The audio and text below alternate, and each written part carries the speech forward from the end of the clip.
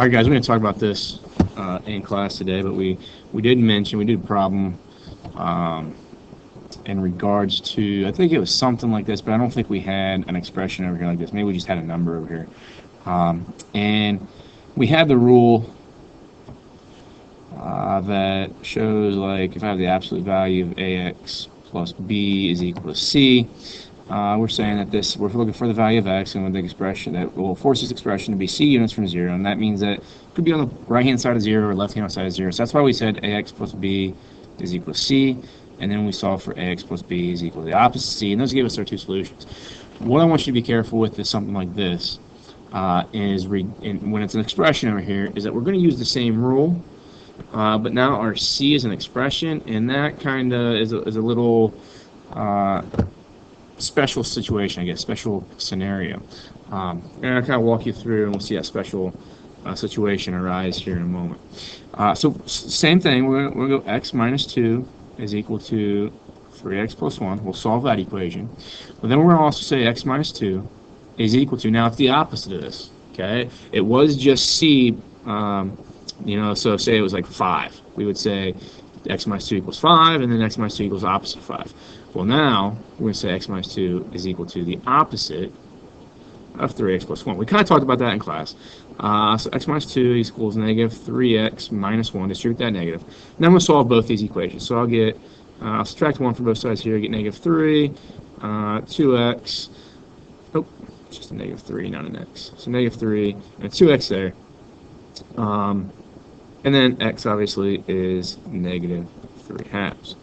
Over here, we're going to get, subtract x, so I get negative 4x, add 1, so I'll get negative 1, and then x is 1/4.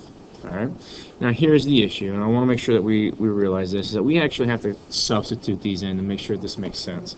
When I plug in here this negative 3 halves, I'm going to get negative 3 halves minus 4 halves, that's that minus 2, is equal to 3 times negative 3 halves plus 2 halves, and that 2 halves is that 1.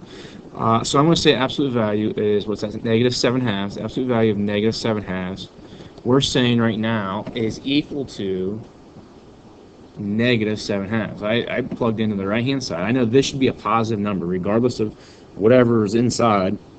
I take the absolute value, and I should get a positive number. What we're seeing here is that this is that positive number we should get, and it's showing that it's actually negative when I use negative 3 halves. So that is actually an incorrect value. It's an extra solution that shows up based off the algebra, but we need to cross it out. Okay, we're not going to include it. If I tried 1/4, okay, 1/4, no matter what that is right here, it's going to be a positive number. 3 times a fourth plus 1 is a positive number, so I get a positive number, or absolute value of any number is a positive number, so I should be good with 1/4. That is the only answer. Now here's the graphical approach, and this is why we've got to check these. Okay, absolute value of x minus 2 is this V-looking shape with the vertex here at 2, 0, and 3x plus 1 is this red line. Okay, notice they only intersect one time, and that one time is at this 1/4. Okay, the negative 3 halves, which would be about right here, there's no intersection of the red line and the blue line. Okay, the blue curve. So that's why we have to double check, and that's only when we have this expression over here that we're taking the opposite of. Okay, so for instance, if it was just a number, if it was just absolute value of x minus 2 is equal to 12, we don't have to do that. We know both solutions are going to work when we're done. It's when we get this expression over here that we have to check. Okay. Another situation was this. We talked about like the rules and what we do, but I want to put some words to it and understand the logic behind why we're doing this. We have 2x plus 3, that absolute value is equal to 5x minus 10, that absolute value. Graphically, we've got these two things here, the orange one and the purple one. Okay, orange one's the 2x plus 3, and the purple one's 5x minus 10. We're looking for this solution of 1 and the solution of 4 1/3. That's what this whole process is going to yield. But I want to talk about why this process works, because in class we said that we're basically going to take ax plus b, absolute value is equal to cx plus d, and then the rule was that we're going to simply say we're going to take that idea first. Okay. Now the reason we're doing that is for the situation up here. Okay, and I think I wrote this out just to so I could word it the best way possible. It says both sides of the equation can contain absolute values. So the only way the two sides are equal will be if the two quantities inside the absolute value bars are equal themselves. And that's what we're saying right here in this situation. We're saying the ax plus b, that there, and that cx plus d, they are in fact equal, so their absolute values are going to be equal. So that situation is like, just put some just numerical values here. If I had absolute value of 30, hopefully you all agree that that's the same thing as the absolute value of 30, which is just basically telling us that that number there is the same as that number there. Okay. But the other thing we had to do is that we had to say, if this is what we're looking at, then we also want to say that ax plus b is equal to the opposite of cx plus d. And the reason we do that is because of this phrase right here. Okay? So both sides of the equation contain absolute values, and so the only way the two sides are equal is if the quantities inside the absolute values are equal. So absolute value of 30 is equal to absolute value of 30. Or they're equal but with opposite signs. So maybe like the absolute value of 30 is equal to the absolute value of negative 30.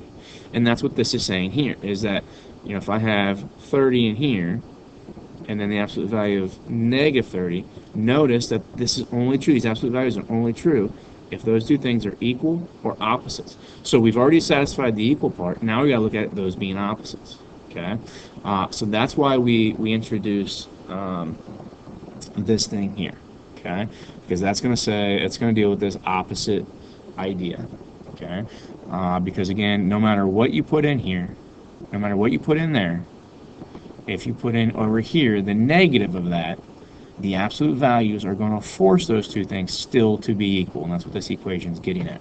So what we want to do is we want to take 2x plus 3 in this situation is equal to 5x minus 10, and we'll solve that equation.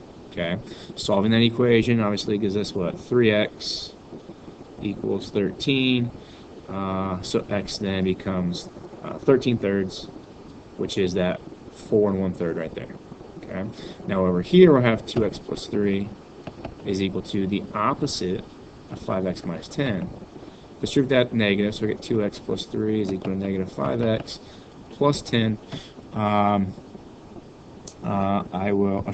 5x. I will add 5x to both sides, 7x equals 7, so x equals 1, and it gives me that quantity right there. You would gain the same information, the same 1, if you would have done this. If you would have said, instead of ax plus b, taking the opposite ax plus b and made that equal to cx plus d. So then we have the opposite of 2x plus 3 equals 5x minus 10. Multiply that through. You'll still, leave that work for you, but you'll still get x to be 1. But that's the logic, that's the reason why this rule is necessary and why we have to do this, is because, again, we're looking for the concept that regardless of what is in here, this expression is equal to this expression. Their absolute values are equal when either the expressions themselves are the same, so maybe they're both 10, okay, or the expressions themselves are opposite, so maybe one's negative 10 and one's positive 10, but the expression absolute value here and the expression's absolute value there are equal when it's absolute value of negative 10 equals absolute value of 10, or vice versa. That's the concept. Okay, so hopefully that makes sense, and hopefully those pointers there are gonna help you get through some of that homework tonight.